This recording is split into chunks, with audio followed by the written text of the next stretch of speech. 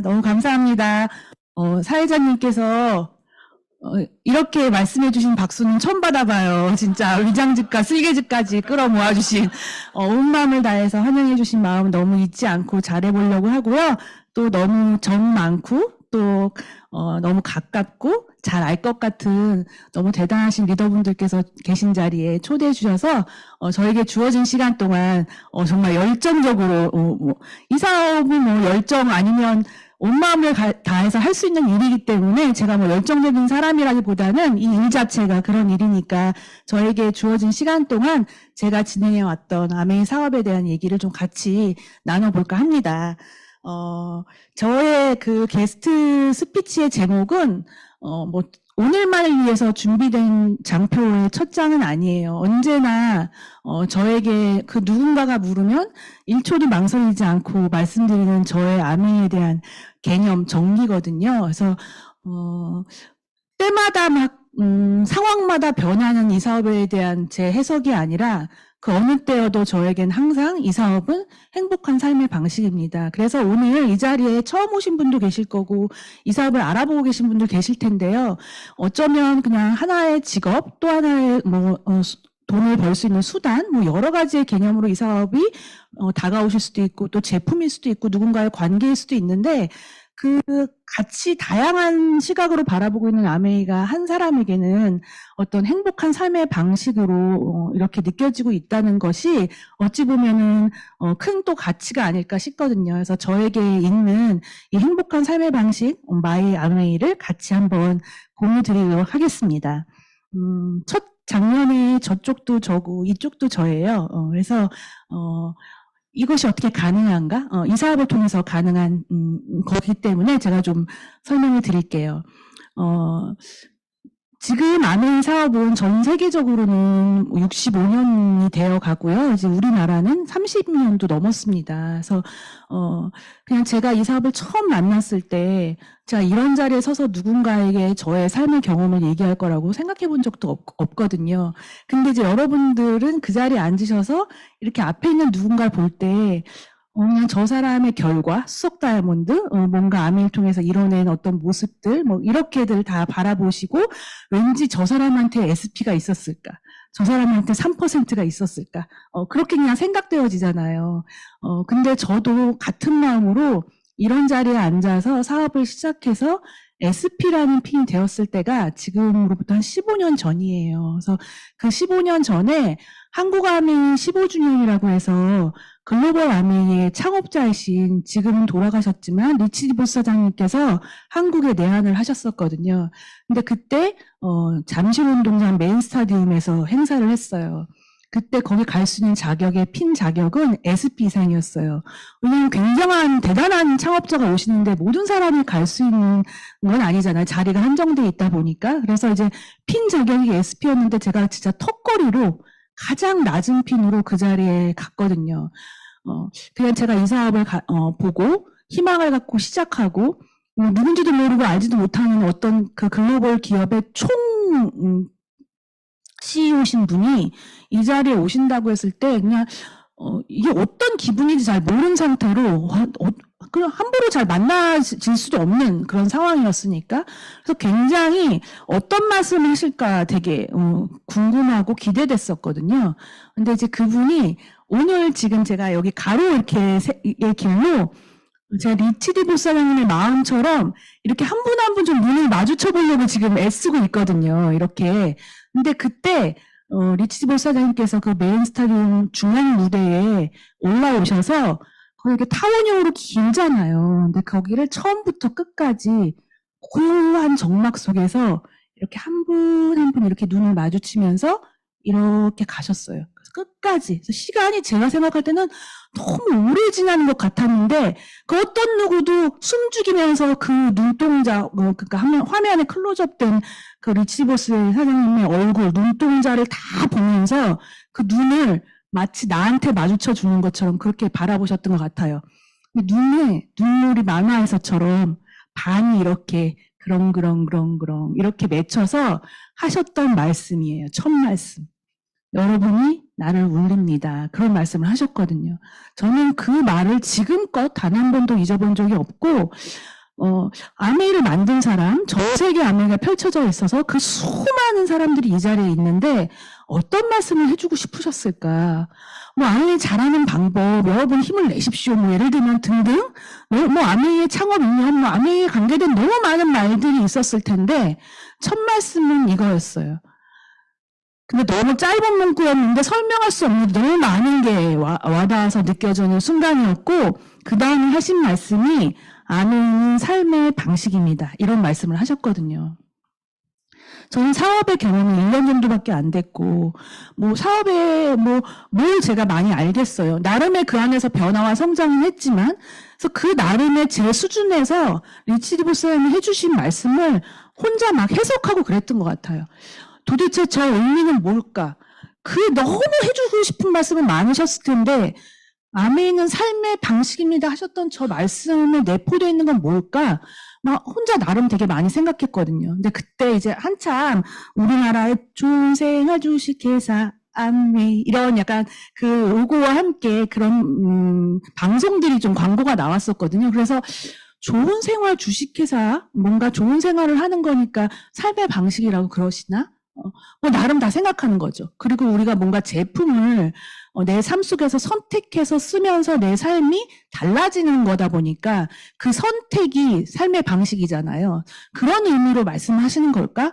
나름 여러 가지로 제가 해석을 하면서 세월이 흘러왔어요. 흘러왔는데 제가 다시 처음으로 돌아가서 제 장표의 첫 제목이 행복한 삶의 방식이잖아요. 뭔지 조금씩 이제 알 것 같은 거예요. 그게 제품일 수도 있고, 뭐 회사일 수도 있고, 뭐 여러 가지일 수도 있는데, 그 삶의 방식이라는 게 단순히 수입, 어떤 삶의 수단, 도구를 넘어서는 다른 어떤 인생, 전반적인 거에 관여될 수 있는 일이 이 일이구나라는 게 점점 느껴지는 거예요. 그래서 지금 이제 제가 시작을 하고 있지만, 저는 오늘도 이 스피치를 너무 잘하고 싶습니다. 왜 잘하고 싶냐면, 제 삶의 방식, 제 살아가는 삶의 제 인생 중에 한순간이거든요. 그래서 단순히 막 사업을 잘하고 오늘 멋진 스피치를 한다기보단 내 인생에 최선을 다하고 싶고 내 삶의 방식이 된 아멘 이 순간에 정말 최선을 다하고 싶은 마음이에요. 그 마음이 전해지길 바라면서 제 소개를 조금 드릴게요. 다 아마 모르시는 분들이 되게 많으실 것 같아요. 물론 오디오도 들으시긴 하셨겠지만 보통은 여러분 어때요? 우리 어저께 그저께만 먹은 거 삼시세끼 하루도 걸릴 수 없이 매일 먹고 있지만 그저께 먹은 거 잘 기억 안 나지 않나요? 매일 주어지는 잔소리 뭔가 내 마음 안에 박히나요? 그 잔소리에서 내 삶의 변화가 잘 일어나나요? 늘 듣던 잔소리는 듣기 싫고 늘 보던 거는 귀한지 모르겠고 솔직히 그렇잖아요. 근데 그게 없어졌을 때 잃었을 때, 떠나보냈을 때, 나한테 남아있지 않았을 때는 그 잔소리가 그렇게 그립고 이제는 더 이상 듣지 못하는 잔소리를 계속 내가 기억하면서 나한테 막 적용하고 이런 게 뭔가 갖고 있을 때와 갖고 있지 않았을 때 갖는 그 가치인 것 같아요. 그런 부분에서 저는 이제 부모님에 대한 말씀을 조금 잠깐 드리려고요. 저는 무남동물 외동딸로 태어났습니다. 그러니까 한마디로 형제자매는 없다는 거고요. 그리고 할머니, 할아버지, 양가의 모든 분들을 제가 태어나기 전에 다 돌아가셔서 뵌 적이 없어요. 그러니까 고로 가족이 굉장히 구성원이 적죠. 그리고 엄마, 아빠, 저 셋 이렇게 셋만 살고 있었고 저기 옆에 계신 저희 엄마는 그 당시 지금 50년 전 거의 사진이니까요. 그때는 이런 거 줄이고 놀리고도 없었어요. 그죠? 되게 멋지시고 아름다우신 분이었거든요. 그리고 그때 지금의 명동에서 의상실을 운영하시는 의상 디자이너셨고 여기 옆에 있는 분은 저희 아버지인데 글을 쓰시는 소설가 작가십니다. 그래서 지금 여기 다 연배들이 너무 적으셔서 엊그저께도 제가 22살하고 40대하고 같이 앉혀놓고 사업 설명을 하는데 당신은 모를 거고 이분은 아실 것 같아요. 그래서 혹시 장군의 애들 알아요? 그랬더니 여지없이 22살이 모르겠는데요? 이러더라고요. 근데 그 40대 중반에 계신 분은 아셨어요. 그래서 혹시 여기 계신 분들 중에 장군의 아들이라는 영화를 지금도 가끔 케이블 TV에서 명절 때마다 합니다. 그 영화의 원작자가 저희 아버지신데 글을 쓰셨던 소설가세요. 그러니까 두 분이 둘 다 예술을 하셨던 분이시죠. 그래서 거기서 뭐 특별히 엄청난 부유함은 아니었지만 그래도 두 분이 그 당시에도 열심히 일을 하신 분이고 자식이 저 하나밖에 없고 뭐 그러다 보니까 그래도 나름 여유로운 그 유년기 생활을 제가 제공받으면서 감사하게 그렇게 자랐던 것 같아요. 근데 이제 아까 제가 말씀드렸다시피 그 아깝고 소중한 기억이 나를 지배한다고 제가 아마 계속 저희 어머니와 아버지가 제 옆에 존재했으면 어머니가 저한테 늘 얘기했던 잔소리, 아빠가 늘 삶 속에서 하셨던 말씀들을 제가 제 인생에 막 적용하면서 그렇게 살려고 하지 않았을 것 같아요. 그냥 잊혀지면서 살았겠죠. 그냥. 근데 지금 저에게는 두 분 다 안 계시고, 아까 저희 엄마는 제 나이 10살 때 일찍 돌아가셨거든요. 그러니까 엄마가 해주셨던 음식, 엄마가 음식을 했을 때의 모습, 엄마가 나한테 했던 말, 당연히 너는 뭔가 이렇게 막 여러 가지를 막 시도하고 하는 거는 너무 좋은데 끈기가 없어. 그 말을 하셨던 기억이 나는 거예요. 근데 엄마 돌아가시고 난 다음부터는 끈기가 없다라고 잔소리해 준 사람이 아무도 없는 거예요. 그래서 저는 끈기가 생겼어요. 왜냐면 엄마 그 말 하나 붙잡고 이제는 아무거나 막 시작해서 막 빨리 그만두지 말아야지. 왜냐면 그전에는 뭐만 하면 엄마 나 이제 못하겠어. 아, 나 이건 아닌 것 같아. 막 이런 식으로 맨날 모든 걸 막 했었거든요.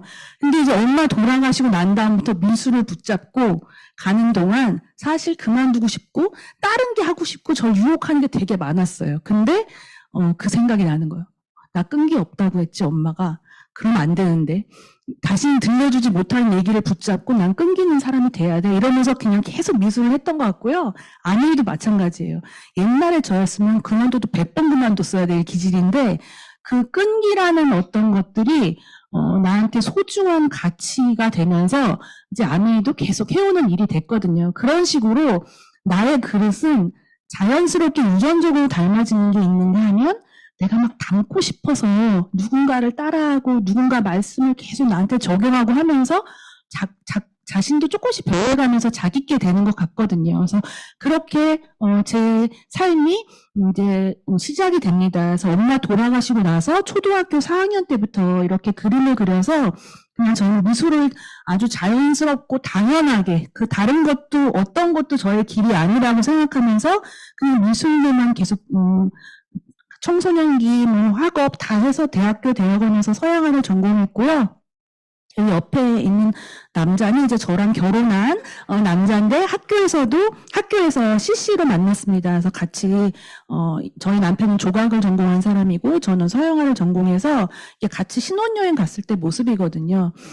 그렇게 결혼해서 살면서 둘 다 같이 예술가 부부다 보니까 꿈이 되게 명확했어요. 각자의 삶에서 작업을 열심히 해서 뭔가 작가 생활로 열심히 뭐 이름을 날리든 뭐가 됐든 하겠다는 꿈이 있어서 그냥 전 그때부터 내가 열심히 돈 벌어서 둘 다 자기 작품 생활하면서 시골에서 작업실 크게 만들어서 작품하면서 또 이제 경제적으로 살아야 되니까 아이들 미술 가르치면서 그렇게 살고 아이가 태어나면 우리 어머니가 돌아가셨을 때 그 전까지는 막 아파트에서 막 공주님 같이 막 살다가 어머니 돌아가시기 한 몇 달 전에 요양한다고 이렇게 시골에 같이 갔는데 너무 급변하는 삶을 제가 경험하거든요. 그전에는 진짜 엄마가 만들어준 막 예쁜 옷 입고 막 예쁘게 살고 마론 인형 갖고 놀고 막 이러다가 엄마 아프셔서 시골 갔는데 갑자기 화장실은 한 3m 정도의 높이가 되는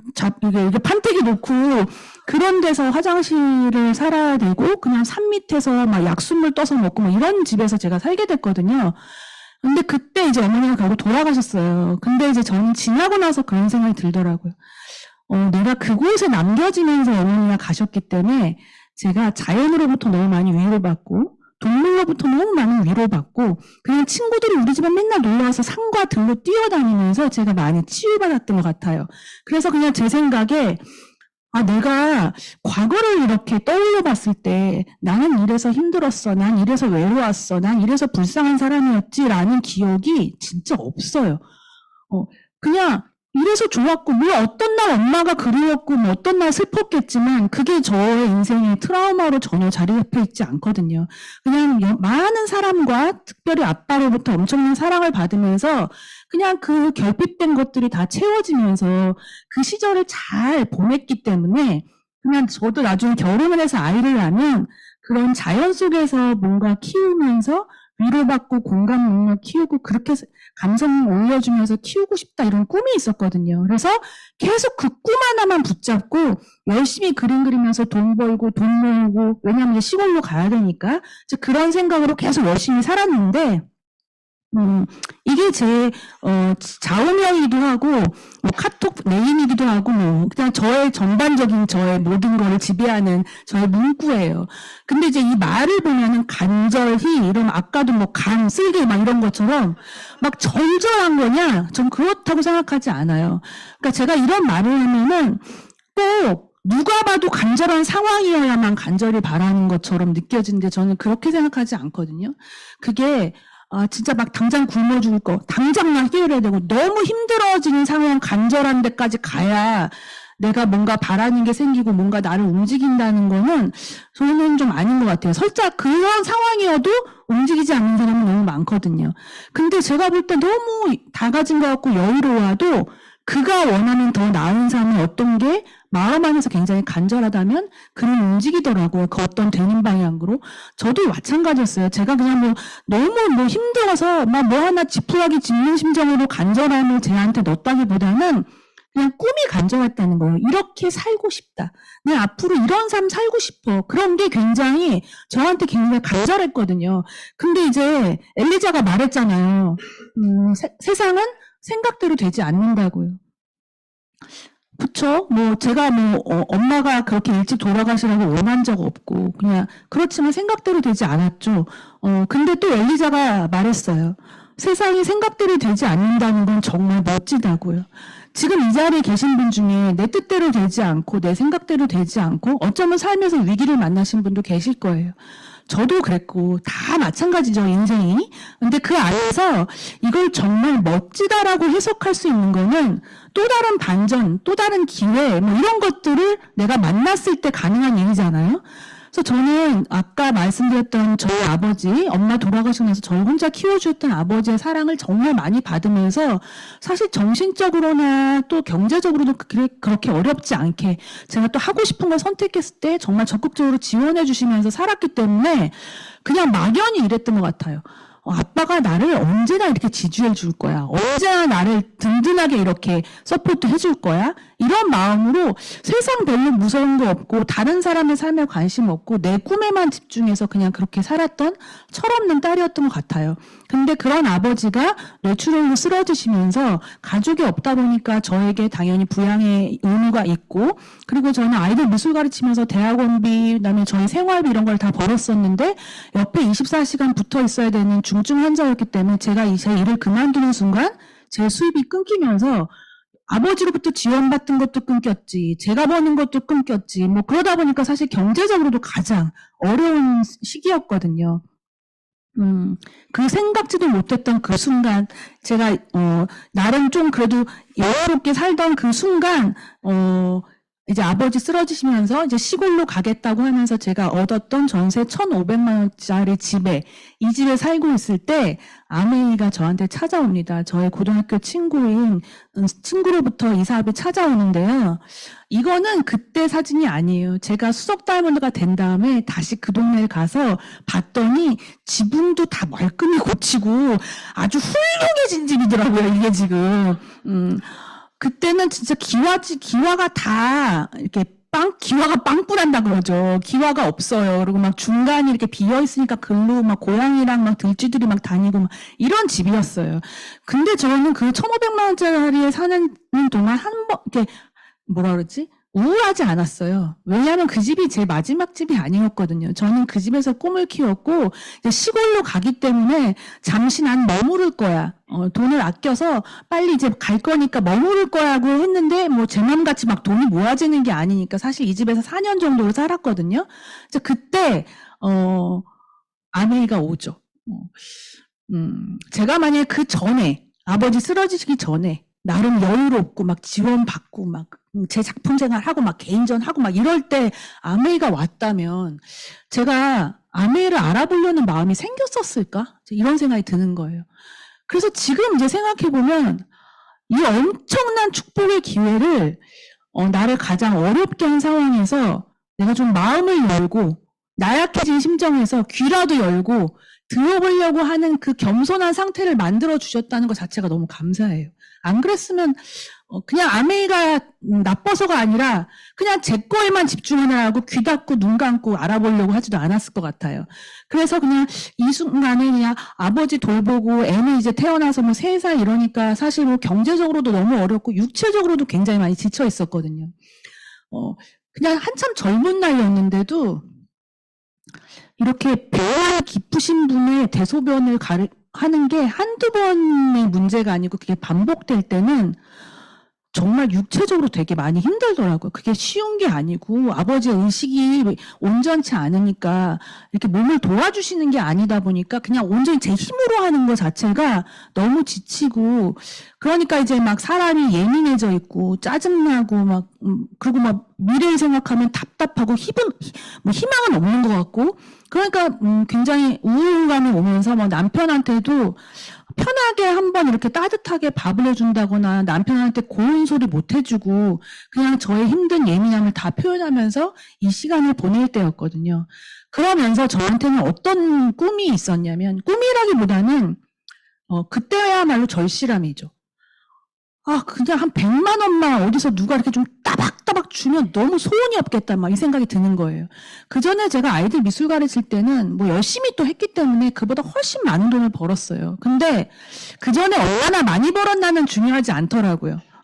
제가 일을 그만둔 순간 저에게는 수입은 제로였고 그 100만 원을 왜 간절했냐면 아버지를 돌보는 것 자체가 저도 너무 힘들고 간병인이 이렇게 같이 이렇게 그때 돌봐주시는 비용이 상주하면 그때 120만 원이었어요.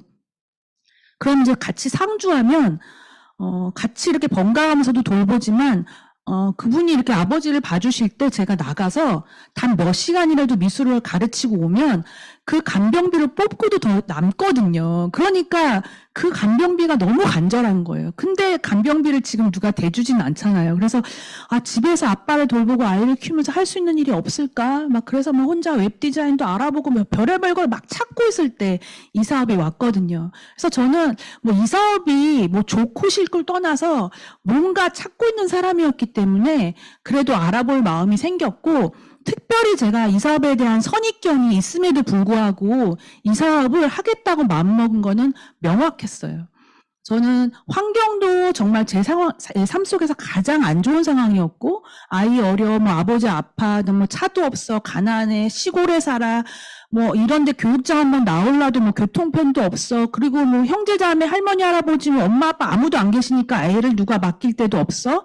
사실은 여러 가지 상황이 그렇게 사업을 할 만한 상황은 아니었는데 저는 지금의 옛날에 저를 생각하면 누군가한테 이 사업을 전할 때 내가 그 사람의 환경을 놓고 판단은 절대 하지 말아야 한다 생각을 남도 아닌 저 자신의 그 십수년 전에 저를 생각하면서 하게 돼요.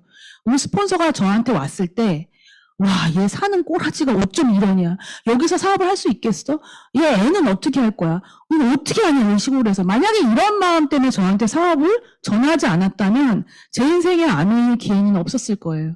그래서 전 지금도 누군가한테 전달할 때 그 사람의 환경은 내가 판단할 게 아니고 그 환경을 뛰어넘는 그 사람에게 해야 할 이유와 간절함이 있다면 그 사람이 선택한다. 이런 마음으로 지금 전하고 있거든요. 그래서 이렇게 왔을 때 제 친구가 저한테 한 말이에요. 너의 지금 상황상 네가 출퇴근할 수도 있는 것도 아니고 네가 아무리 미술을 뭐 전문점을 갖고 있어서 한다고 하는데 지금 나가서 가르칠 수 있는 것도 아니기 때문에 지금 상황에서 아메이를 네가 조금씩 쌓아보면 당장 도움이 되지는 않는다. 하지만 시간이 지나면 고정적인 인쇄술의 형태로 들어올 거라는 거예요. 근데 아까도 제가 잠깐 서두에 저희 아버지의 직업을 말씀드렸잖아요. 저는 뭐 재테크도 모르고 경제관념도 사실 별로 없어요. 그냥 뭐 철 모르고 자라서 그냥 좋아하는 미술만 했기 때문에 사회 돌아가는 것도 관심도 없는 사람이에요. 숫자도 잘 모르고. 근데 제가 다행스럽게 아버지의 삶을 통해서 인쇄술이란 개념을 그냥 너무 삶 속에서 보고 자랐죠. 공부를 배운 게 아니라 우리 아버지의 직업이 다른 내 친구들의 아빠는 출근을 해. 회사를 하는 데 갔다 오세요. 또는 장사를 하세요. 근데 우리 아버지는 제가 아침에 아빠 학교 갔다 올게 이러면 그래 이불 속에서 저를 잘 갔다 와 우리 딸 막 이래요. 그러면 갔다 오면 아버지가 아직도 그 이불 구덩이 속에 그대로.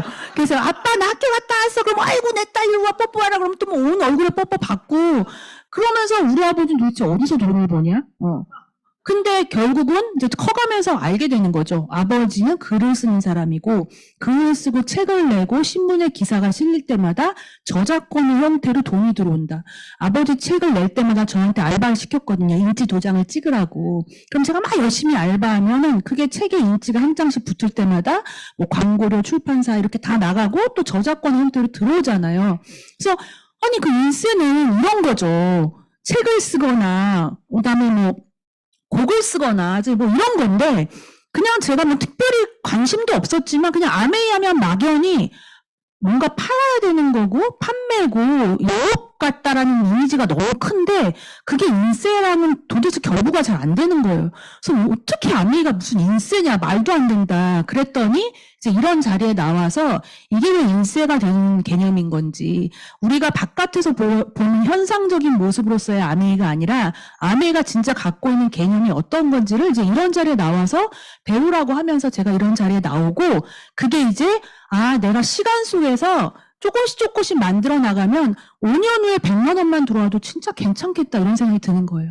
당장 100만 원도 너무 필요한 사람이었지만 어떤 사업의 방식을 보니까 제품을 브랜드 체인지해서 만들어가는 사업인데 정말 제품이 괜찮은 거라면 내가 누군가에게 피해 끼치는 게 아니라면 내가 뭐 성격도 안 좋아, 환경도 안 좋아, 뭐 관계도 약해, 뭐가 돼서 사업을 잘할 자신은 없었지만 그냥 뚜벅뚜벅해서 그냥 5년 후에 100만 원만 들어와도 이건 나한테 플러스지 마이너스는 절대 아니네. 이제 이런 생각이 든 거죠.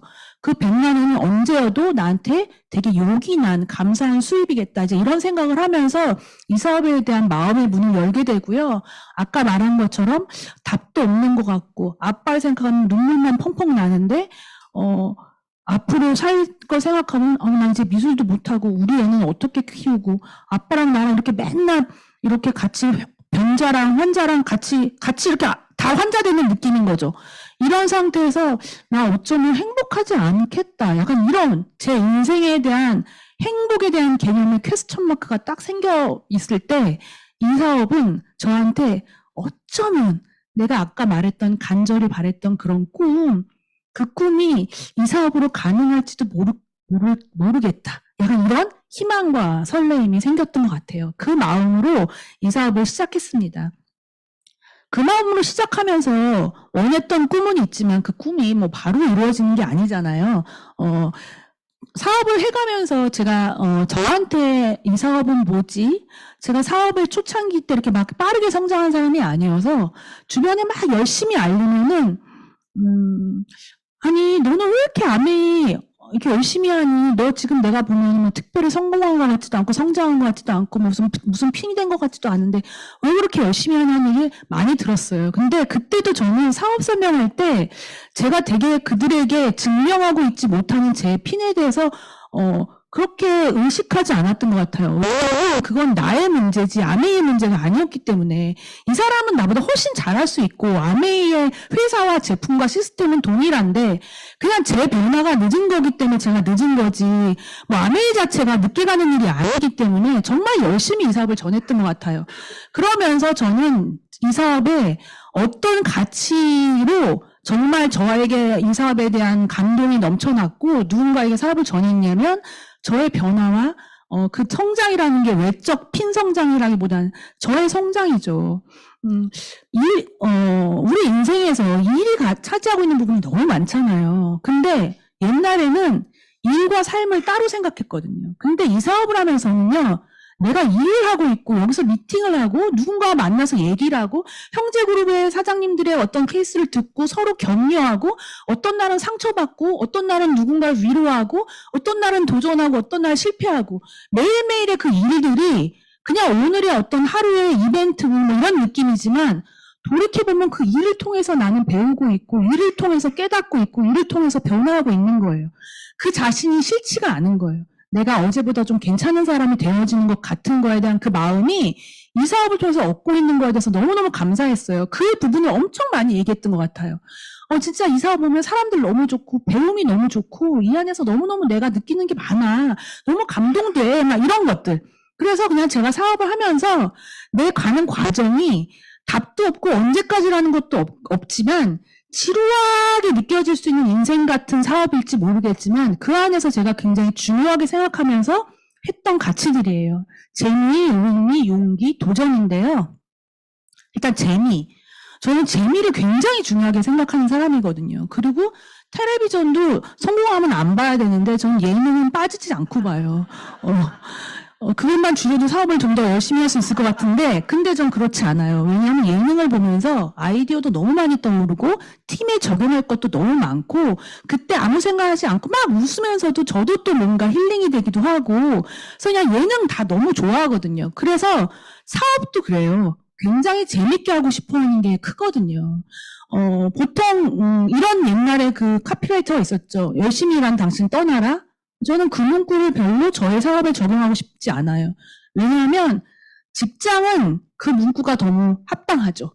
왜냐하면 뭔가 꾹 참고 막 주어진 돈을 받아가면서 뭐가 성격을 뭐 내가 참고 뭐 아니면 막 싫은 소리 다 참고 막 어쨌든 막 그 주어진 시간과 그 돈에 의해서 열심히 노동을 투여하면서 열심히 일을 하죠. 그래서 뭔가 그게 돈이 모아졌건 나에게 시간이 주어졌건 진짜 나 열심히 일했으니까 진짜 나 좀 살려면 좀 떠나서 숨구멍 트여야 돼. 그리고 떠나죠. 그래서 진짜 가서 힐링하시고 오는 거 너무 맞다 생각이 드는데 저희 사업에서는 저는 24시간 사업하거든요. 자면서도 사업해요. 모든 꿈이 다 아메인이에요. 왜냐하면 지독하다 질렸다 어떻게 자면서도 아메인이야. 왜냐하면 제가 막 사업해서 꿈이 아메인가 아니라 꿈의 아메이가 아니라 제 삶이 아메이기 때문에 그냥 삶 속에서 모든 꿈이 아메이와 별개가 아니에요. 그러다 보니까 24시간 저는 일을 하는 사람이자 삶을 살아가는 사람이기 때문에 일했으니까 일 딱 끊고 막 다 잊고 그게 저는 적용되지 않아요. 그래서 막 모든 인생을 이 안에서 막 허벅지 찔러가면서 참아가면서 아메이를 하고 그 다음에 너무 힘들었으니까 이제 좀 나를 쉬지 않아. 그게 아니고 저는 삶 속에서 즐겨야 된다 생각하고 삶 속에서 감동해야 된다 생각하고 삶 속에서 힐링 받으면서 해야 되는 게 저의 일이라고 생각하거든요. 왜냐하면 24시간 사업을 하는 사람이기 때문에. 그래서 이왕이면 저도 사업을 하는 데 있어서 재미가 주어져야 제가 다른 재미를 찾지 않을 거라는 생각이 들어요. 저는 이 사업을 잘하다가도 조금만 재주 있으면 조금만 여유로워지면 다른 재미를 찾는 분들을 보면서 너무 안타까울 때가 되게 많아요. 저도 재미 찾자 치면 아까 제가 말했잖아요. 어느 거 하나 오래 못하고 잔재주 많고 놀 줄 알기 때문에 구석구석 가서도 뭐만큼 다 놀고 끝내주게 하거든요. 가서도. 근데 그런 거는 그때그때 잠깐 만족이지 진정한 기쁨은 못 되더라고요. 그래서 저는 일에서 그게 모든 게 채워질 수 있다고 믿어요. 아내이기 때문에. 그래서 내가 하는 일 안에서 좀 더 재밌게 제가 하고요. 주어진 제가 개인적으로 하는 일이 그게 뭐 누군가에게 제품의 비교 실험을 하는 데몬스트레이션이 됐던 우리 집 새끼들은 밥 못 챙겨줘도 누군가한테 가서 퀸 파티를 하게 됐던 그것들을 후회와 팔자와 이런 걸로 해석하면서 불만을 토로하는 게 아니고 이 순간 어떻게 좀 더 재밌게 할 수 있을까. 남을 재밌게 하는 것도 있지만 저를요. 왜냐면 내 인생이니까 내 삶이니까 숙제처럼 하고 싶지 않아요. 그냥 이 순간순간 정말 재밌게 하고 싶거든요. 그래서 막 그런 걸 예능으로부터도 막 받고 나름의 고민들도 하면서 저 자신도 되게 재밌게 하고요. 그리고 제가 재밌으니까 같이 하는 분들도 더 재밌죠. 그래서 그냥 그렇게 재미를 추구하면서 그게 무엇이 됐건, 장거리 후원을 가도, 이 먼 거리를 내가 간들 뭐가 이렇게 되겠으며, 간다고 뭐가 되는 게 아닌데, 왔다 갔다 시간이 얼마며, 들어가는 기름값은 얼마며, 그런 거 계산해 본 적 없는 것 같아요. 지금 여유로워서 계산 안 하는 게 아니라 없을 때도 그랬어요. 계산하자 치면 너무 모든 게 힘들어지고 그냥 그 순간 마음을 다하면 그냥 그것들이 조금씩 시간 속에서 해결이 되더라고요. 그래서 그냥 가는 동안도 원래 장거리 후원 아이를 저 아까도 잠깐 얘기하셨는데 역마살 엄청 껴있는 사람이거든요. 원래 삶 자체가. 그래서 저는 이 사업이 딱이라고 생각해요. 그냥 어디를 가도 막 후원을 가기 위한 숙제처럼 느껴본 적이 없어요. 늘 저에겐 소풍이고 드라이브고 1박 2일 코스고. 그래서 그냥 장거리 후원 가도 막 바삐 가서 막 빨리 뭐 할 것만 하고 오지 않아요. 반드시 맛집을 다 찾아서 맛집도 갔다가 뭐 커피도 맛있는 거 먹고 사람들하고 만나서 얘기도 하고 사업도 열정적으로 해서 오는 내내 차 안에서 막 콧노래 부르고 오디오도 듣고 막 노래도 따라 부르고 그냥 이 자체가 오늘 하루 나 되게 꽉 찼다. 그냥 이런 느낌으로 사업을 하고 싶거든요. 데몬스트레이션 할 때도 마찬가지예요. 진짜 매일 하는 디시드랍스, 매일 하는 우리 세제 데모일 수도 있지만 진짜 하는 순간 누구보다 내가 더 깜짝 놀래고 누구보다 내가 더 감동하고 왜냐면 나야 수천 번이지만 이 사람에겐 처음이니까 그 마음 그대로 가길 바라면서 진짜 온 마음을 다해서 막 폭발한다라고 막 털 때도 진짜 언제나 처음 터는 것처럼 그렇게 털고 그렇게 합니다. 그러면 진짜 저도 더 신이 나고 그냥 상대도 더 알아봐 주시는 것 같아요. 그렇게 뭔가 제가 주어진 것들 그리고 팀이랑 뭔가 할 때도 어떻게 하면 이들이 곡 힘들어. 빨리 딴 거 있어서 재미를 찾고 싶다. 그 마음이 들기 전에 이 팀 안에서 재미를 느끼게 해줄 수 있을까? 나와 함께하는 사람들이 다른 곳에서 재미 안 찾고 이곳에서 너무 재밌어. 사업인데 왜 이렇게 재밌어? 이런 말 할 수 있게끔 내가 무엇을 도울 수 있을까? 계속 고민하면서 합니다. 저의 사업의 어떤 방식이자 추구하는 방향인 것 같아요. 그리고 두 번째는 이제 의미인데요. 이 사업뿐만이 아니죠. 그냥 인생에 있어서 그 건건마다 어떤 모든 것들을 저는 사건 중심 아니고 해석 중심이란 말씀 들어보셨잖아요. 그래서 진짜 일상의 하루에 수많은 그게 나한테 데미지로 오는 사건도 있지만 뭐 무의식적이든 뭐가 됐든 건건에 많은 것들이 있을 때마다 그것을 내가 어떻게 해석하고 어떻게 의미 부여하느냐에 따라서 그 다음 단추가 다르게 껴진다는 걸 알게 되는 거예요. 그 순간 이건 다가오는 걸 피할 수는 없어도 그 순간 다가온 것들을 내가 어떻게 해석하고 여기에 어떤 의미를 부여하느냐에 따라서 그 다음 단추와 그 다음 화살표는 완전 다른 방향으로 갈 수 있다는 걸 알게 됐어요. 그래서 이 사업도 마찬가지죠. 나에게 온 이 사업, 내가 오늘 하는 행동, 나아가야 할 방향들, 그리고 나에게 주어진 과제, 내가 해야 될 변화들, 이런 모든 것들이 의미가 제대로 나한테 부여되지 않으면 사실 안 하고 싶을 때, 그만두고 싶을 때, 놀고 싶을 때, 그냥 자고 싶을 때, 쉬고 싶을 때 너무 많잖아요. 그냥 인간은 그냥 다 게을러지고 싶은 사람들인데 우리 원래 본성이. 그래서 그냥 순간순간 이 사업의 가치와 이 사업이 갖고 있는 의미, 나한테 주어진 의미, 내가 오늘 이 행위를 하는 의미는 뭐고 내가 그 사람을 만나러 가는 건 어떤 의미고 이런 것들을 내가 부여할 때 오늘 하는 행동 하나하나는 좀 더 다르게 느껴졌고요. 다른 가치였던 것 같아요. 오늘 이 자리에 처음 오신 분은 뭔가 행동한다 해서 얻는 의미보다는 인생에 있어서 나의 삶에 뜬금없이 아무 의미는 뭐냐? 그런 생각 한번 해보실 수 있을 것 같아요. 왜냐하면 누구도 여기 이 자리에 계신 어떤 분도 제가 개인별로 다 여쭤보면서 본인 인생의 암을 예상해 본 적 있냐? 그럼 단 한 분도 없으셨대요. 본인 인생의 암을 할 거라고는 상상해 본 적 없다고 다 그러시거든요. 그렇다는 얘기는 뭔가 내 인생의 암이라는 게 왔다는 건 어떤 의미일까? 안에 있는 내 인생이 어떻게 적용될 것인가? 그런 의미들을 오늘 생각해보는 시간이 될 수 있으면 참 행복하겠다. 이제 그런 생각이 들고요. 세 번째는 나아가면서 제가 스스로에게 갖는 엄청 중요한 가치예요. 용기입니다. 시작하는 분도 용기가 필요하죠. 막 사업에 대한 뭐 성공에 대한 용기보다는 그전의 삶의 패턴에서 뭔가 새로운 변화가 시작된다는 거가 거창하지 않아도 용기가 필요하더라고요. 그냥 집에 있으면 편했을 걸 여기 오는 것도 용기더라고요.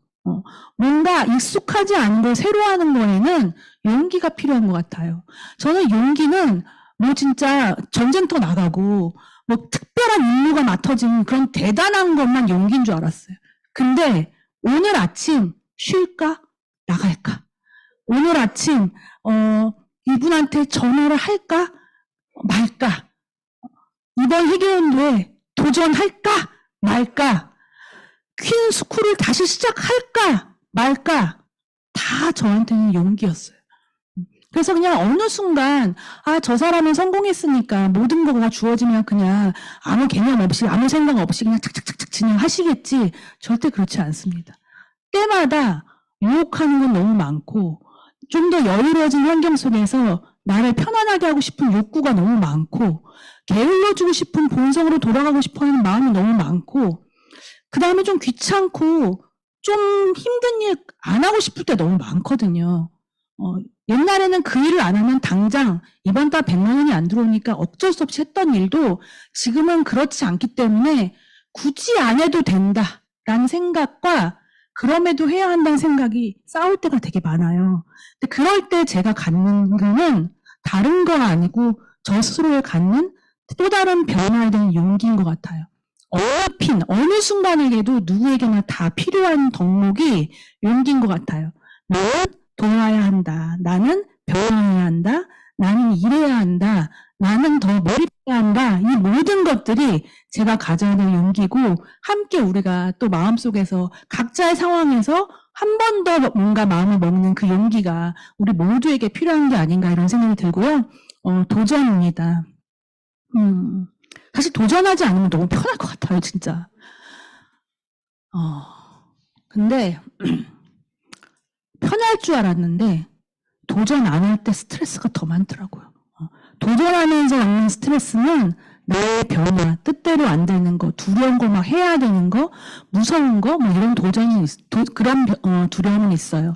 근데 좀 편하려고 그런 거 안 맞닥뜨리고 싶어가지고 적당한 어떤 말로 나를 타협하면서 이렇게 넘어갔던 그 순간이 굉장히 평온해 보였거든요, 제 삶이. 근데 사실은 저 마음 깊숙한 곳에서는 그 누구한테도 표현할 수 없는 것들이 싸우고 있었어요. 그냥 이렇게 있는 저 자신이 한심하고 너 조금 여유롭다고 파트너들 내버려두고 있는 너 리더 맞냐? 뭐 이런 거하고도 싸우기도 하고 진짜 막 100만, 200만이 정말 말 그대로 간절한 파트너들이 수두룩백백인데 너 조금 여유로웠다고 이래도 되냐? 막 이런 거가 사장님 열심히 하세요. 할 수 있어요가 아니고 제가 도전하지 않으면 되지 않는다는 걸 알기 때문에 도전하지 않을 때가 삶은 평온해 보였지만 시간도 훨씬 많았지만 마음은 더 불편했어요. 저는 그래서 도전은 뭐 제가 도전한다고 해서 매번 성취하냐? 그렇지 않아요. 그렇지 않은데 도전할 때 훨씬 재밌고 도전할 때 훨씬 당당하고 도전할 때 훨씬 스펙타클하고 뭔가 사는 맛이 나고 그리고 그 안에서 변화와 성장이 반드시 있더라고요. 그래서 진짜 그게 어떤 거였던 이 사업을 만나서 내 삶에 새로운 방식으로 한번 시도해봐? 이것도 도전. 내가 이제 브랜드 체인지 한번 조금씩 진짜 제품 바꿔봐? 엄청난 도전이죠. 막 30년, 40년, 50년 다르게 살아왔는데 내가 개념을 이해하고 제품을 바꿔 쓴다? 엄청난 도전이죠. 그런 거부터 3% 하다가 누군가한테 한두 개가 제품이 전달되고 소개가 돼서 6%를 한번 해봐? 진짜 큰 도전이었던 기억이 나거든요.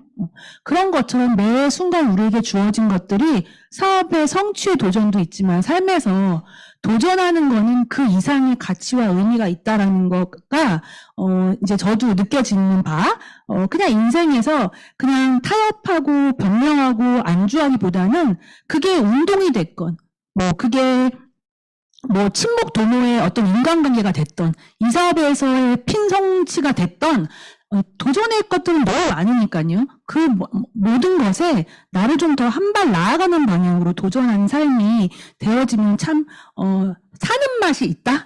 이런 생각이 좀 들더라고요. 그래서 같이 그렇게 도전해 보시는 분들이 우리 같이 됐으면 좋겠다는 생각을 합니다. 잠깐 사진을 몇 장만 제가 그 재미와 의미와 용기와 도전 속에서 했던 모습들인데요.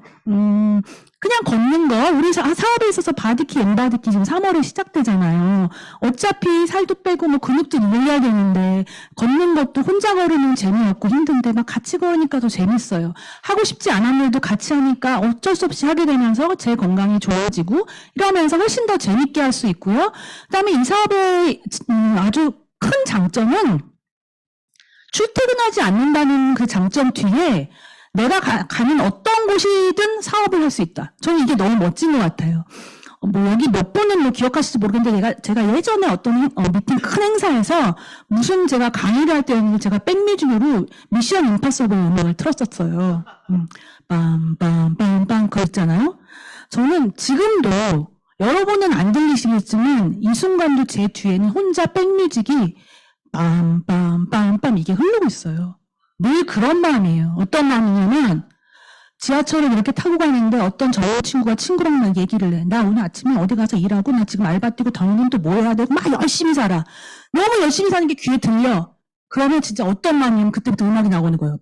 빰빰빰빰 막 이러면 너 몇 살이니? 몇 살이래. 너 진짜 열심히 사는구나. 네, 저 꿈이 있어서 열심히 사. 너 잠깐만 내려봐봐. 해가지고 그 다음날 어디서 내려서 그 벤치 있잖아요. 앉아봐. 있잖아, 너 열심히 살지. 내가 진짜 너한테 알려주고 싶다. 너 같은 애한테 이 사업은 진짜 기회야. 너 이런 거 몰랐지? 이러면서 막 사업 설명을 하면서 막 빵빵빵 그 음악이 나가면서 막 지하철이 막 지나가는데 우리만 쫙 클로즈업이 되는데 아무도 모르는데 열심히 사는 사람한테 주어지는 고급 정보 비밀 비즈니스가 막 나를 통해서 나가는 그런 느낌이에요. 진짜. 다 아는 것 같은데 진짜 이걸 모르는 사람들이 너무 많은 데서 아무에게나 주어지지 않는 기회를 내가 열심히 사는 그 사람을 알아보고 기회를 주는 그 순간 흘리는 그 백뮤직이 저 인생이 계속 흐른다니까요. 그래서 그게 카페가 됐건 누군가의 집이 됐건 뭐 차 안이 됐건 벤츠가 됐건 내가 가는 그 어느 곳에선 어느 곳에건 누군가 더 나은 삶을 원한다면 그 자리는 우리의 사업 현장이 된다. 너무 멋진 일인 것 같아요. 그러니까 얼마나 재밌어요. 스펙타클하잖아요. 어디 재밌는 없는 공간에서 맨날 앉아가지고 맨날 컴퓨터만 보고 있는 것보다 얼마나 재밌겠어요. 다양한 사람과. 그래서 이 자체가 그냥 너무 재미있고 의미 있는 일이고요. 코로나 때는 진짜 1년간은 거의 두문 불출했던 시기가 있어요. 진짜 아까 제가 역마살 엄청 많다 그랬잖아요. 한 달은 좋더라고요. 처음 그렇게 쉬어봤어요. 그러니까 와, 정주행 이런 거 처음 해봤어요. 막 드라마 정주행. 마음은 막 너무 이렇게 쉬어도 되나? 근데 막 나가고 싶어도 못 나오게 하니까 막 큰일 난다 하니까 그냥 시골 그 양평 시골 틀어박혀 갖고 막 정주행하면서 그때는 마트도 못 갈 때여가지고 막 이러고 있으니까 한 달 후부터 제가 어떤 애가 되냐면 약간 이상해지더라고요. 이게 바깥으로 막 나다녀야 되는데 막 집안에만 가다 보니까 애가 이상해지는 거예요. 그래서 막 예민해지고 막 약간 우울해지고 막 이러니까 저희 남편이 야, 너 마당이라도 나가라. 마당이라도 나가. 너 진짜 막 이랬어요. 그래서 진짜 실제로 한 달 후부터 같이 남편이랑 이렇게 막 맨날 양평에 시골길을 드라이브 하다가 원래 제 꿈에 있거든요.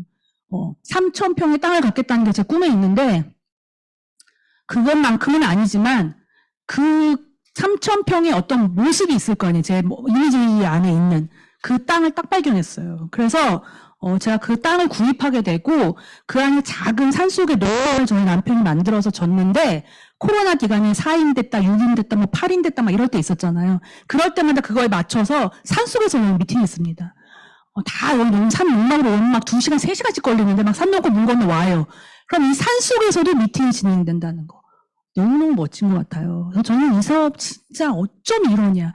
어떤 상황에서도 되어지는 사업. 너무 멋지다는 생각이 들고, 그 농장 안이 진짜 쓰러져가는 시골 집이 하나 있는데, 뭐 개조도 하나도 안 하고 제가 페인트 칠만 했는데, 요즘은 뭐 인스타 이런 것도 있고, 사람들이 어디 산 꼴짜기에 커피 하나 마시러 가고 막 이러잖아요. 그런 감성 중요하다고 하면서.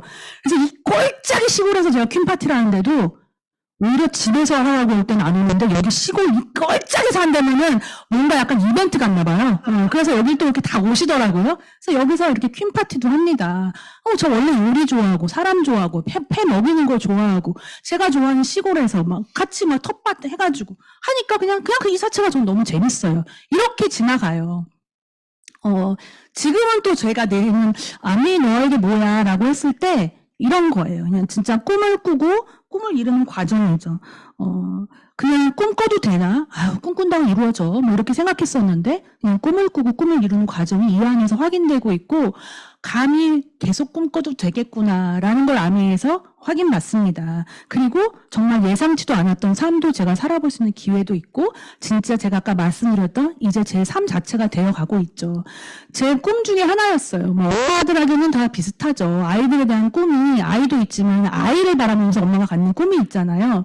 그냥 막연히 나도 우리 아이가 태어나면 우리 부모님은 내가 뭔가를 하고 싶다고 했을 때 그렇게 다 지원해 주셨듯이 그걸 응원하고 지원해 주는 엄마가 되고 싶다. 그런 꿈이 있었어요. 근데 저의 형편은 되게 어려웠는데 아메이가 오면서 이 아이는 자라났어요.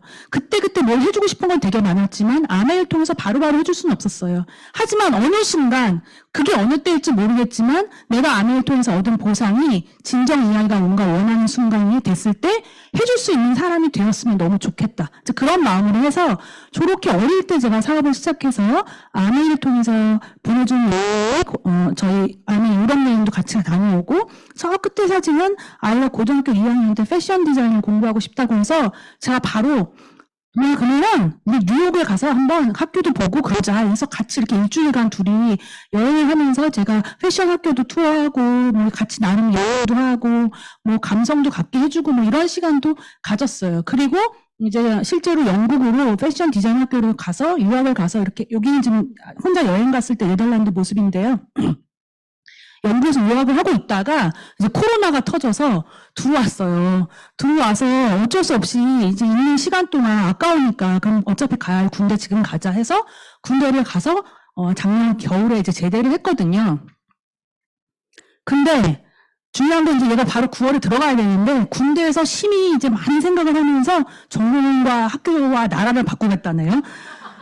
제가 지금까지 얘가 가는 과정 속에서 재수도 했고, 뭐 그 학원, 포트폴리오 학원, 그다음에 어학연수 1년, 가서 파운데이션 과정, 뭐 이 한 거에 따지면 세월과 뭐 경제적인 거 여러 가지가 많이 이제 투자가 됐는데, 군대에서 자기가 패션 디자인 아닌 것 같고 미디어랑 컴퓨터 그래픽 쪽을 하고 싶다.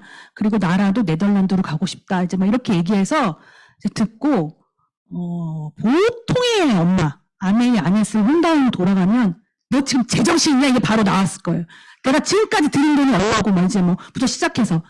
근데 저희 남편이랑 그 얘기 듣고 네가 진짜 하고 싶은 게 그거야? 엄마가 아메이 해보니까 엄마 맨날 미술이 내 천직인 줄 알았는데 정말 아메이가 천직 같은 거 보면 꿈도 꼭 20대 때 결정되는 게 아니더라. 네가 진짜 하고 싶은 게 그거고 그렇다면 해봐. 해서 이빨 꽉 깨물고 진짜 지금까지 한 게 없어. 송기도 이빨 꽉 깨물고 응원해서 지금 현재 네덜란드 가려고 지금 공부 마지막 준비해서 하고 있어요. 그래서 진짜 뒤늦은 나이죠. 이제 24인데 이제 다시 시작하는 거잖아요. 그동안 거 다.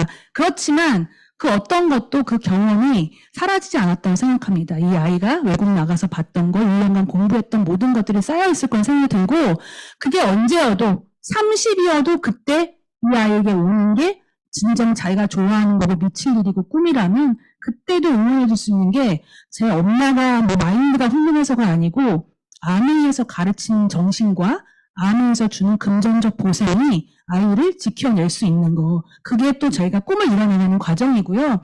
이거는 그냥 뭐 제가 제 개인적으로도 꿈을 꾸잖아요. 뭐 아버지의 일품이었던 책, 서재를 만들고 싶다는 것도 다이아몬드가 돼서 제가 이뤘고요.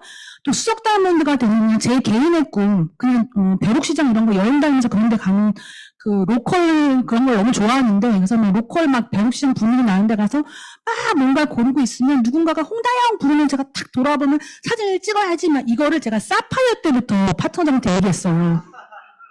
곧 갈 줄 알았거든요. 근데 사파이어로부터 한참 시간이 흘렀는데 제 집에 봉해주는 붙어 있었죠. 수석 다이아몬드가 되면 뉴욕 벼룩시장에서 사진을 찍겠다. 그럼 제가 강의할 때마다 제가 찍겠어요? 안 찍겠어요? 막 이렇게 물어봐요. 여러분 제가 찍겠어요? 안 찍겠어요? 그럼 다 찍겠대요. 근데 진짜 제가 수석 달미가 됐는데 이 꿈이 다가와야 되는데 저는 누가 홍다영을 불러주지? 남자 목소리가 아니었거든요. 제 이미지 속에서는. 여자 홍다영인데 뉴욕에 아는 사람도 없고 누가 홍다영을 부르냐고요. 같이 여행 가는 것도 아닌데. 근데 진짜 기적적으로 제 초등학교 4학년 때 저의 제일 절친, 집안끼리 다 아는 친구. 근데 그 친구가 이태리로 유학 간 다음부터 연락이 끊겼었어요. 그래서 거의 20년, 30년 동안 연락이 안 된 친구인데 어느 날 모르는 전화번호가 딱 와서 혹시 홍다영 씨 핸드폰입니까? 그래서 네, 전데요. 그랬더니 다영아, 나 순미야! 이러는데 제가 너무 놀라가지고 너 왜? 순미야, 너 어떻게 된 거야? 막, 내 방 어떻게 알았어? 그랬더니 야, 내가 한국에 와서 엄마 옛날 요트 공책에 봤더니 네 뒷번호 있어서 자기가 공용번호 바뀌었으니까 다 5349, 57349, 8349, 9349 다 눌러가지고 저 찾은 거예요. 그래서 제가 진짜 대박이다. 어딨어? 어떻게 만나야지? 너 어디 살아? 나 뉴욕 이러는 거예요. 제가 여기서부터 여기까지 막 소름이 쫙 끼치는데 너 뉴욕? 그럼 그래서 제가 막 꿈을 얘기했어요. 얘는 무슨 말인지도 몰라. 내가 사실은 보물지도에 막 뉴욕이 어쩌고 벼룩시장 말 때 뭔지 모르겠는데 빨리 당장 놀러 오래요. 당장 갔잖아요. 그래서 실제로 제가 막 고르고 있는데 순미야, 내가 이게 꿈이거든? 누가 붙는다는데 그게 놀랐어. 야, 신이 이렇게 결국 맞느니? 막 이러면서 불러! 그랬더니 얘가 홍다영! 제가 딱 이거 100장 찍은 거 중에 한 장이거든요. 주변에서 계속 쳐다봐요. 도대체 뭐 하는 거야, 쟤니. 근데 그때 저희 아들이 같이 가 있었는데 제가 아들도 알거든요. 제 꿈이라는 걸. 그래서 제가 다 찍고 동안 이쪽에서 찍어 저쪽에서 찍어 막 여러 개를 찍었는데 제가 찍고 아들한테 한 말이에요. 아들, 봤지? 너 엄마 보물지도에 써있는 거 봤지? 지금 이루어지는 순간 봤지? 했더니 진짜 신기하다 이러더라고요. 저는 그걸 책이 아닌 제 삶 속에서 상상을 하면 간절히 원하면 반드시 이루어진다는 거를 기적처럼 만들어내는 그거를 보여줄 수 있어서 너무 감사했어요. 그래서 지금 여러분이 아유 이루어지겠어? 내가 이런 거 원해도 되겠어? 가당치도 해. 말도 안 돼. 아니에요?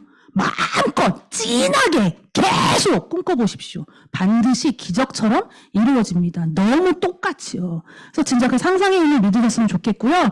그렇게 꿈을 이뤄나가는 과정 속에서 우리 남편 요즘 너무 살맛 나시는 분으로 그래서 진짜 군바리 옷 입고 티셔츠 위에 런닝 입고 그냥 진짜 개성이 끝으로 살고 진짜 그런 상남자 낙법하는 게 너무 멋있어서 결혼하자고 했더니 인생에 낙법은 필요가 없더라고요.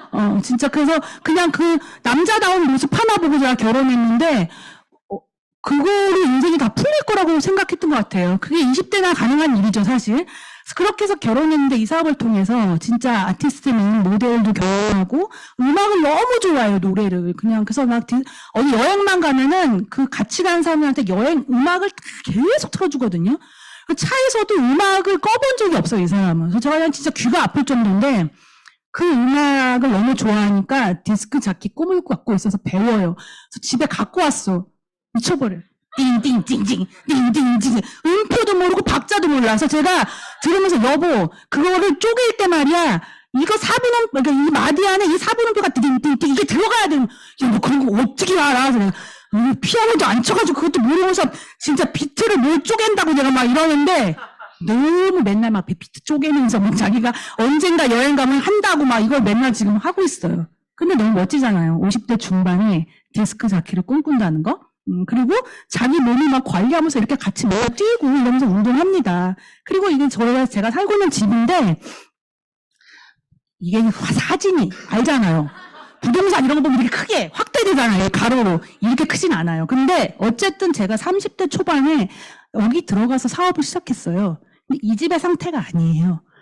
그때는 외관도 저거 아니었고 잔디 하나 없었고 진짜 그냥 잡초 무성의의 귀곡산장 같은 집이었어요. 여기 와보신 분들도 계시거든요. 근데 그게 제가 에메랄드 됐을 때, 파운더스 에메랄드 됐을 때, 다이아몬드 됐을 때마다 땅을 조금 개간해. 그 다음에 잔디를 심어, 돌을 놔, 문을 만들어, 벽을 만들어 이러면서 진짜 제 인생 속에서 제 삶의 터전이 벽화돼 온 거지 제가 막 여유롭게 이 집에서부터 시작한 게 아니거든요. 근데 저는 어쨌든 이렇게 시골에서 지금도 살면서 이 사업을 합니다. 그래서 오늘도 양평에서 이거 걱정돼가지고 여러분보다 제가 더 빨리 왔어요. 여기 9시 55분에 도착했단 말이죠. 시골에서 막 이제 막 와가지고 나오면서 그냥 여러분들 만날 생각에 제가 풀아미에 대한 생각 때문에 막 설레기도 하고 긴장되면서도 그냥 이 삶 자체가 너무 멋있었어요.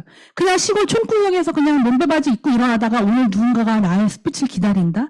그래서 막 한껏 멋내고 막 귀걸이 꽂고 막 이러고 나오면서 야, 인생이 뭐 이렇게 멋지냐. 이렇게 내가 꿈꾸는 대로 원하는 대로 이렇게 살 수 있다는 거 참 멋지다 이런 생각이 들었고요. 이게 이제 제가 최근에 마련했다는 농장 자두나무예요. 저 이제 농사꾼이거든요. 이거는 얼마 전에 눈 엄청 왔을 때 저희 농장 사진이에요.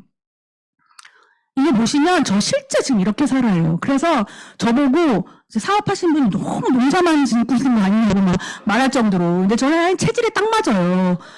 그래서 진짜 모든 텃밭 나무하고 막 이렇게 가꾼 거 이걸로, 그 다음에 또 동물 너무 좋아하니까 고양이 키우고, 얘들은 내가 사지 않아도 다 우리 집에 저절로 들어와. 다 들어온 애들이에요, 얘들이.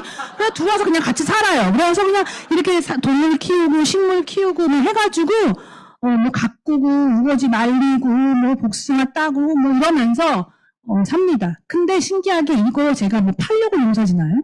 아니거든요. 다 파트너, 사랑하는 사람들과 나눠 먹고, 얘를 요리하고 뭐 이럽니다. 그리고 원래 제가 이제 미술했던 사람이니까 예전에 사람들이, 미술, 평생 돈 들여서 했던 거 아깝지도 않냐고 막 이래요. 그래서 아깝지 않다 그랬어요. 왜냐면 그 감성, 꼭 이렇게 막 회화에 이게 종이에 막 그림만 그려야 그림이 그리는 게 아니고 제 인생 여기에 막 다 그림이 그려지는데요. 저는 모든 게 뭐 예술적으로 막 다 느껴지는데요. 근데 지금은 코로나 기간 동안 택배 박스 막 날라오는 거 보면서 약간 양심의 가책을 느끼면서 맞아, 요즘 같은 건 ESG 경영인데 그 전에 종이 택배 박스 안에 택배 박스 다 녹여가지고 지금 제가 종이 만들기 하고 있거든요. 재생종이 막 편지지 만들어서 다시 새롭게 가치를 부여한다. 근데 그게 또 제가 하는 미술의 분야잖아요. 그러니까 또 뭐 그것도 너무 재밌고 이러면서 뭐 관계도 쌓이고 할 수 있는 것도 하고 이게 뭐 사업 따로 안 따르는 일 따루가 아니고 그냥 이 삶 속에서 다 이렇게 흘러가는 것들이죠. 그리고 이 사진은 뭐 부부의 화목한 모습을 보여드리려는 게 아니에요. 아메에서 보내준 여행을 제가 이제 보여주는 건데 그냥 여기 다 넣지도 못했어요. 다 아메에서 보내준 여행으로 이렇게 부부 또는 가족이 함께 합니다. 저는 사업을 만났을 때 처음에는 100만 원이 간절해서 했지만 100만 원 벌 순간부터 지금껏 이런 말이에요. 동안적인 여행 보내줘도 할 거야. 이 정도로 여행 좋아하거든요. 여러분은 여행 어떻게 생각하세요? 저는 여행 가기 한 달 전부터 모든 스케줄을 짜고 있어요. 옷 입는 것부터 먹는 것부터 다. 그냥 그 순간이 너무 행복해요. 가서도 온전히 여행에 몰입하고 와요. 그냥 너무너무 그 순간을 좋아하니까. 새로운 냄새, 새로운 곳, 새로운 환경, 새로운 사람들, 새로운 맛. 이 모든 것들이 나의 세포를 모든 걸 막 살아나게 하니까 여행 진짜 좋아하거든요. 근데 그 여행 어쩌다 한번 돈 모아서 갈 수 있지만 안에서 내가 열심히 하면 그 어느 순간부터 평생 여행 가는 삶이 주어진다는 거 너무 대단한 거죠. 그것도 내 자본, 돈 들어가지 않고요. 그래서 최근에 크로아티아에 아미 여행 갔다 왔을 때 모습이고 최근에 저희 부부의 노메이크업 모습입니다.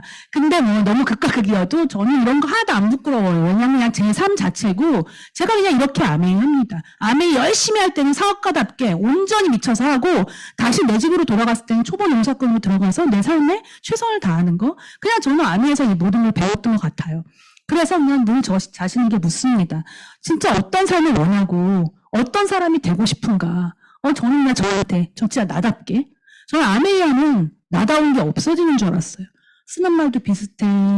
다 리더님, 사장님, 뭐 복제하라 그러지. 처음에 복제라는 단어 듣고 진짜 그만둘 뻔했거든요. 저는 원래 인간이 개성 위주로 살아야 된다는 생각이 너무 철저한 사람인데 막 다 똑같이 따라하는 거 보고 막 숨막혀서 죽는 줄 알았거든요. 근데 알게 됐어요. 복제는 이 사람을 따라하는 게 아니라 성공의 시스템을 따라하는 거. 성공한 모든 리더들이 다이아몬드인데 그 다이아몬드 어느 누구 하나 똑같은 분을 못 본 거야. 그래서 성공의 시스템을 따라하면 나는 나답게 살 수 있구나. 이 사업을 통해서 가장 나답게 살 수 있는 툴이 이 사업을 통해서 만들어지고 있는 것 같아요. 여러분은 아마 본인이 나다움이 뭔지 많이 잊으셨을 수도 있어요. 살면서. 왜냐하면 내 환경이 나답게 살아내게 만들어주지 않거든요. 내비두지 않거든요. 그래서 이 사업을 하면 처음에 안 나와요. 근데 결국 사업 속에서 꼬물꼬물 내 보석, 나 어렸을 때 내가 갖고 있던 거, 막 이런 것들이 스물스물 올라오면서 진정 여러분들이 나다운, 내가 원하는, 내 주어진 삶대로, 내 본성대로 살아가게 하는 게 이 사업입니다. 정말 나를 지킬 수 있는 일이고요. 진짜 늘 술 마시고 노는 그런 파티가 아니라 매일 그 순간 기뻐하고 축배 같은 삶을 사는 인생의 파티처럼 그렇게 살고 싶습니다. 저 왼쪽에 계신 분은 실제 저의 큰 어머니세요. 지금 현재는 104세세요. 여기 옆에 김영석 교수님, 철학가요? 김영석 교수님도 현재 104세세요. 둘이 친구시거든요, 동물. 근데 저희 큰 어머님이 102세 때 제가 저 집에 갔을 때 큰 어머니가 저 글을 다 읽고 저 옆에 다 저렇게 쓰시고 저걸 읽는 걸 보고 저희가 다 기절하는 줄 알았어요. 왜? 저희 큰 어머니가 귀가 어두우셔서 우리 대화 잘 안 하거든요. 그래서 큰 어머니가 뭘 많이 뭐하고 계시다고 생각했어요. 근데 그 예전에 배웠던 저 한자성어, 사자성어를 다 기억하고 있다는 걸 알면서 전 저기에 10분의 1도 몰라요. 그걸 알면서 도대체 누가 나이 들면 깜빡깜빡한데 그런 말 함부로 하는 거 아니다. 언제든 총명할 수 있고 그럴 수 있다. 제가 자꾸 나이 핑계대면서 뭔가 내가 개가지고 포기하는 것들을 나이로 핑계대면 안 된다. 그런 생각들을 큰 어머니 보면서 했는데 새해 첫날 김영석 교수님 나오는 강의를 듣고 제가 진짜 너무 마음에 위로를 받습니다. 그러셨거든요. 내가 100세쯤 살아보니 50에 슬슬 운동 시작하라는 거예요. 저는 어떤 운동 싫어해요. 싫어하는데 벌써 글렀다 생각했어요. 나 운동도 싫어해. 나이도 먹었고 난 체질이 원래 안 되고 진짜 3보 이상 무조건 승차인데 내가 어떻게 운동을 해. 막 이런 생각이었는데 갑자기 50에 슬슬 운동하라는 얘기가 지금 해도 된다는 거야? 이분 생각에는 50이었던 저는 피도 안 마르는 거죠. 진짜. 머리에 피도 안 마른 거죠. 그런 것들이 포기하네 어쩌네 막 이런 거죠. 그래서 진짜 그때부터 제가 운동을 시작합니다. 50부터 걷기 시작하고 스트레칭도 하고 이러는 거죠. 왜냐하면 10에도 충분한 거구나 내 인생을 위해서 그런 생각을 하게 되고요. 그리고 또 이런 말씀을 하셨어요. 운동하고 책 읽으라고 공부하라고 그리고 내 60, 70에 저쪽으로 일하래요. 그러면 90에 행복감을 느낀대요. 여러분 60, 70에 정열적으로 일하래요. 104세 분이. 지금도 얼마나 말씀 하나하나 안 까먹고 강의하시는 거 아시죠? 그래서 우리는 내 인생에 내가 지금까지 살아온 게 뭔데 내가 한 게 뭔데 내가 해본 적이 없는데 사람도 없는데 누구도 못하는데 이렇게 뭔가 변명하고 타협하기는 우린 너무 젊고 남은 인생 우리 인생이 너무 길고 소중하다는 거예요.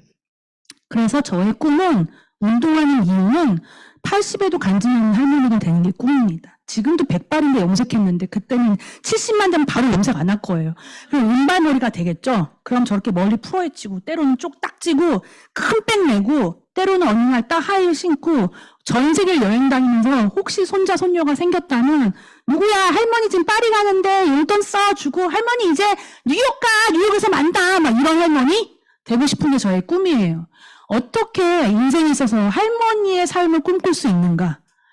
그냥 할머니라는 건 두렵고 사회로부터 뭔가 도태되고 소외되고 이런 건데 내 인생에 할머니를 꿈꿀 수 있다는 거 저는 아는 덕분입니다. 그리고 다시 집으로 돌아오면 제가 아까 꿈꿨던 그런 농장에서 텃밭을 가꾸고 꽃을 가꾸고 오는 사람들에서 요리하고 그렇게 나누고 사는 게 저의 지금의 모습이고 30년 후의 저의 모습입니다. 그리고 Helping People Live Better Lives. 아내를 통해서 갖는 제가 어떤 사람이 되고 싶은가입니다. 진짜 더 나은 삶을 원하는 사람을 돕는 거. 그게 이 사업인데 가끔 돕기 싫고 가끔 쉬고 싶고 가끔 저 사람 아닌 것 같고 그만하고 싶고 가끔 재미없고 지루하고 그럴 때 있습니다. 근데 저는 리치드 목사님이 해주신 말씀을 믿고 나아갑니다. 우리는 다른 사람을 돕기 위해서 시간, 돈, 경험을 나눌 때 우리 자신의 개인적 성취와 번영으로 이끄는 사랑을 완성한다고 믿는다. 그러므로 좋은 일을 하는데 실증이 날 때마다 보상의 법칙을 기억하라. 그러므로 좋은 일을 하는데 실증이 날 때마다 보상의 법칙을 기억하라. 장기적으로는 당신이 제공한 모든 시간, 돈, 저울이 선물로 되돌아 당신에게 혜택을 줄 것이다. 이 말을 갖고 오늘 하는 저의 시간, 돈, 모든 거는 그 의미가 너무 크다. 그런 생각을 하게 되고요.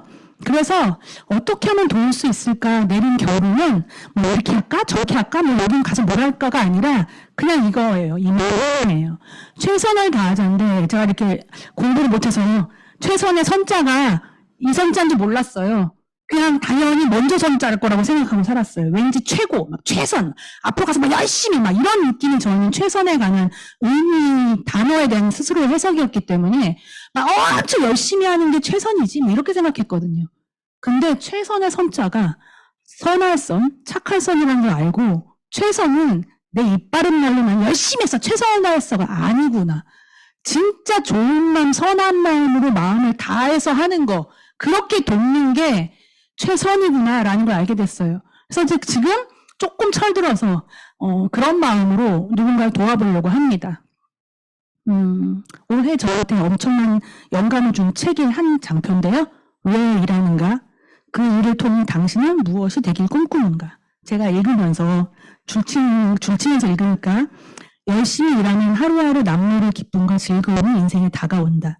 마치 긴 밤이 지나고 새벽이 밝아오는 것처럼 기쁨과 행복이 고생 저편에서 얼굴을 들면 인생을 비춘다. 이것이 이를 통해 얻는 인생의 참모습이다. 근데 제 밑에 써놓은 거 보이죠? 이걸 알았어요. 뭔지 알겠는 거예요. 일을 할 때 그 어떤 거 다른 데서 찾지 않고 이 일에 온전할 때 그 기쁨이 느껴진다는 걸 이제 알았어요, 진짜. 그래서 그게 너무너무 감사하고요. 그래서 여러분 이 사업을 통해서 꿈을 꾸실 수 있다는 거, 그리고 내게 분명 기회가 온 게 맞거든요, 지금. 기회가 왔다는 거. 그리고 그 기회도 나 혼자 하는 게 아니라 이렇게 너무 멋진 팀이 도와주시잖아요. 나를 돕는 사람이 있고 또 우리 누군가를 좀 돕는 사람이고 싶지 않나요? 누군가를 도울 수 있다는 건 진짜 엄청난 축복이자 선물입니다. 여러분께 아멘 선물이 도착했습니다. 그 선물 꼭 받아서 풀어보시는 분들이 되셨으면 좋겠습니다. 다음 기회에 또 뵙겠습니다. 감사합니다.